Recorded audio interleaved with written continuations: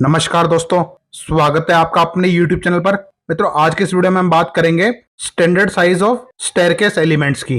जी हाँ दोस्तों, आज इस वीडियो में मैं आपको बताऊंगा कि हमारे स्टेयरकेस के जो स्टैंडर्ड साइजेस है वो क्या क्या होते हैं। जैसे थ्रेड का मिनिमम साइज क्या होना चाहिए, राइजर का मैक्सिमम साइज क्या होना चाहिए।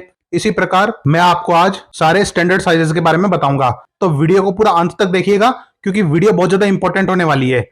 दोस्तों, आप लोग जब भी स्टेयरकेस डिजाइन करते हैं तो उस टाइम हमें इन स्टैंडर्ड वैल्यूज का ज्ञान होना चाहिए। दोस्तों, यदि हम बात करें कि स्टैंडर्ड का मीनिंग हम क्या समझे, तो दोस्तों स्टैंडर्ड ऐसी वैल्यूज होती है जिन्हें हम यदि यूज करें तो हमारे लिए उस पर्टिकुलर थिंग का उपयोग करना बहुत ज्यादा कंफर्टेबल हो जाता है। और यदि हम इन स्टैंडर्ड साइजेस को कॉम्प्रोमाइज करते हैं तो जो भी चीज हम बना रहे हैं उसे उपयोग करना उतना ही ज्यादा अनकंफर्टेबल होता है। आप एक प्रकार से ये समझ सकते हैं कि ये जो स्टैंडर्ड साइज मैं आपको बता रहा हूं ये कोई लक्ष्मण रेखा नहीं है। जैसे उदाहरण के तौर पर दोस्तों, इंडियन नेशनल बिल्डिंग कोड के अनुसार जो हमारी रेजिडेंशियल बिल्डिंग होती है उसके अनुसार हमारे फ्लाइट की चौड़ाई मतलब सीढ़ियों की चौड़ाई 3.5 फीट होनी चाहिए। लेकिन मान लीजिए आप ऐसे किसी घर में स्टेयरकेस डिजाइन कर रहे हैं जहां 3.5 फीट चौड़ी स्टेयरकेस दे पाना इम्पॉसिबल है, या फिर यदि हम इतनी चौड़ी स्टेयरकेस दे देंगे तो हमारी बाकी चीजों के लिए जगह नहीं बचेगी। क्योंकि दोस्तों आजकल क्या हो गया है कि लैंड के दाम इतने ज्यादा हो गए हैं कि हमें एक एक इंच के बारे में भी कई बार सोचना पड़ जाता है, और ऐसे में स्टैंडर्ड साइजेस को फॉलो कर पाना लगभग इम्पॉसिबल होता है। तो ऐसे में दोस्तों हमें फ्लाइट की जो विड्थ है वो कम करनी पड़ती है। दोस्तों, जनरली ये 3.5 फीट फ्लाइट की चौड़ाई देने का पर्पज ये होता है कि हम ये मानते हैं कि एक आदमी को खड़े रहने के लिए 1.5 फीट की जगह की आवश्यकता होती है। ऐसे में यदि दो व्यक्ति एक ही सीढ़ी को एक साथ उपयोग कर रहे हैं, जैसे मान लीजिए एक चढ़ रहा है और एक उतर रहा है, तो दोनों आपस में न टकराए और दोनों आराम से सीढ़ियों का इस्तेमाल कर पाए, इसलिए यहाँ पर 3.5 फीट की चौड़ाई हमारी स्टैंडर्ड विड्थ ऑफ फ्लाइट रखी गई है। प्लस जो हमारा ये 6 इंच बच जाता है इसे हम हैंड रेल लगाने के लिए इस्तेमाल करते हैं। दोस्तों, फ्लाइट की विड्थ को हम कम जगह होने पर 2.5 फीट भी कर सकते हैं और इससे कम करना एडवाइजेबल नहीं है। लेकिन फिर भी यदि जगह बहुत ज्यादा कम है तो आप इसे ज्यादा से ज्यादा 2 फीट तक कर सकते हैं, पर इससे कम आपको बिल्कुल नहीं जाना है। दोस्तों, ये तो हो गई हमारे रेजिडेंशियल बिल्डिंग की बात। अब हम बात करते हैं कि कॉमर्शियल और पब्लिक बिल्डिंग में ये कितनी होनी चाहिए। तो दोस्तों, यदि हम कॉमर्शियल और पब्लिक बिल्डिंग की बात करें तो ये 1.8 मीटर से 2 मीटर मिनिमम रहेगी, मतलब 6 फीट से 6.5 फीट हमारी पब्लिक स्टेयरकेस की चौड़ाई होनी चाहिए with both side hand rail, ताकि क्राउड और पब्लिक आसानी से उनका उपयोग कर सकें और कंजेस्टेड ना हो। दोस्तों, वैसे तो हम पब्लिक प्लेसेस पर सीढ़ियों की विड्थ क्राउड के हिसाब से डिजाइन करते हैं। अब जैसे उदाहरण के तौर पर मेट्रो स्टेशन जैसे एरिया में स्टैंडर्ड साइज के अनुसार 6.5 फीट की सीढ़ियां देंगे तो वह सीढ़ियां फेल कर जाएगी, क्योंकि दोस्तों हमें यह देखना होता है कि ऐसी जगह जैसे रेलवे स्टेशन हो गया, मेट्रो स्टेशन हो गया, वहां पर एक साथ कितना सारा क्राउड आता है। इतने हैवी क्राउड को मैनेज करने के लिए हमारे स्टैंडर्ड भी बदलते रहते हैं। ऐसे में जरूरी नहीं है कि आप यहाँ 6.5 फीट पढ़ रहे हैं तो वहां पर आप 6.5 फीट ही दें, वहां पर आपको कई बार तो 10 फीट 12 फीट भी फ्लाइट की चौड़ाई मिलेगी। पर दोस्तों, ऐसी जगह जहां पर इतनी ज्यादा भीड़ नहीं है वहां पर 6.5 फीट मोर देन एनफ होता है, और फिर डिपेंड करता है कि आप कितना लग्जरियस स्टेयरकेस डिजाइन कर रहे हैं। अब जैसे सर मान लीजिए अगर आप लोग बड़े घर या विलाज में कोई बहुत ज्यादा एलिगेंट और लग्जरी स्टेयरकेस डिजाइन करते हैं तो वहां पर कई बार 8-8 फीट तक फ्लाइट की विड्थ भी लेते हैं। जैसे बाइफरकेटेड स्टेयरकेस है, वहां पर कई बार 8 फीट 10 फीट 12 फीट तक की हम फ्लाइट की विड्थ लेते हैं। पर दोस्तों वो होता है लग्जरी केसेस में।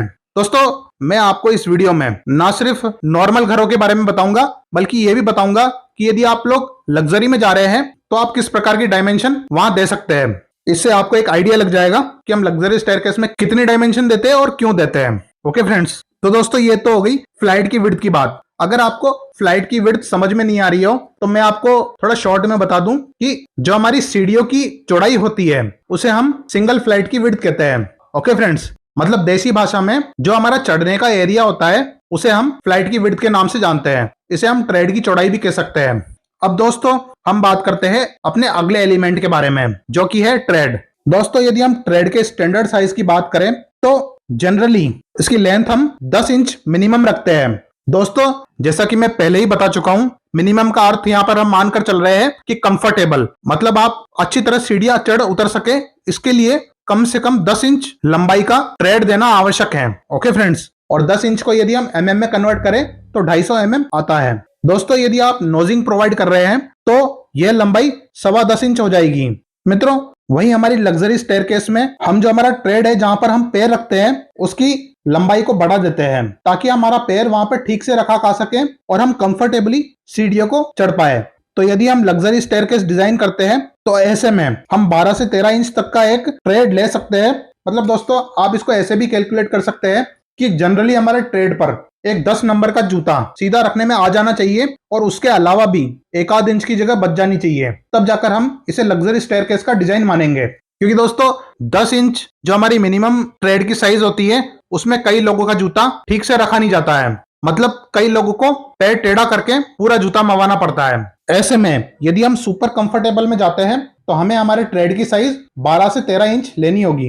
अब दोस्तों यदि हम कॉमर्शियल और पब्लिक प्लेसेस की बात करें तो कॉमर्शियल और पब्लिक प्लेसेस में हमारे ट्रेड की साइज होगी मिनिमम 10 से 11 इंच।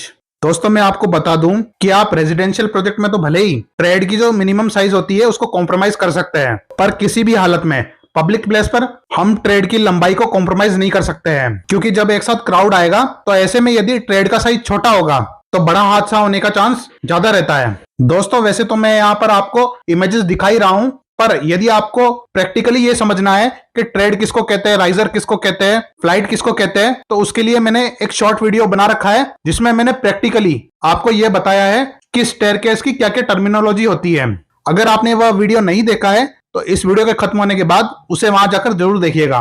तो दोस्तों आपको ओवरऑल समझ में आ गया होगा कि हम स्टेयरकेस को लग्जरी बनाने के लिए ट्रेड का साइज बढ़ा भी सकते हैं ताकि जो हमारा यूजर होगा वह सेफ और कंफर्टेबल तरीके से उसका उपयोग कर पाए।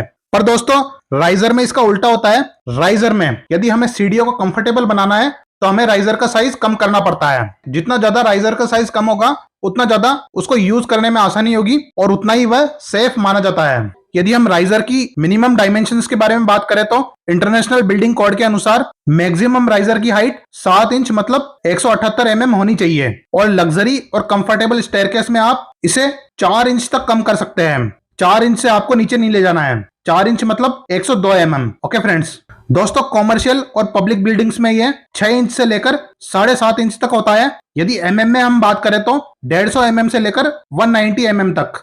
दोस्तों यदि मेरी ओपिनियन की बात करें तो 6 इंच का राइजर कंफर्टेबल और बेस्ट माना जाता है और यदि आप लग्जरी में जा रहे हैं तो आप इसे 4 इंच रखिए। दोस्तों मैं आपको बता दूं कि आप राइजर का साइज जितना कम रखेंगे उतना ज्यादा आपकी स्टेयरकेस जगह लेगी। मतलब दोस्तों मैं आपको बोल तो रहा हूं कि आप लग्जरी स्टेयरकेस डिजाइन कर सकते हैं, पर आपको ये ऐसी जगह डिजाइन करना है जहां पर आपके पास जगह की बिल्कुल कमी ना हो। दोस्तों यदि आप मेरी सलाह माने तो लग्जरी स्टेयरकेस सिर्फ ऐसी जगह डिजाइन कीजिए जहां पर कम से कम 4 से 5,000 स्क्वायर फीट की जगह आपको मिल रही हो। दोस्तों ये मैं मिनिमम जगह की बात कर रहा हूं क्योंकि दोस्तों आपको ना सिर्फ स्टेयरकेस डिजाइन करना होता है बल्कि बाकी चीजें भी देखनी होती है। दोस्तों अब हम बात करते हैं कि लैंडिंग की हाइट क्या होनी चाहिए।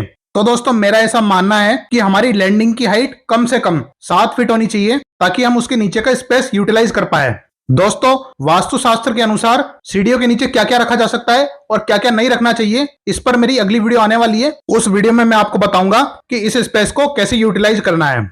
अब दोस्तों हम बात करते हैं कि लैंडिंग की साइज क्या होनी चाहिए।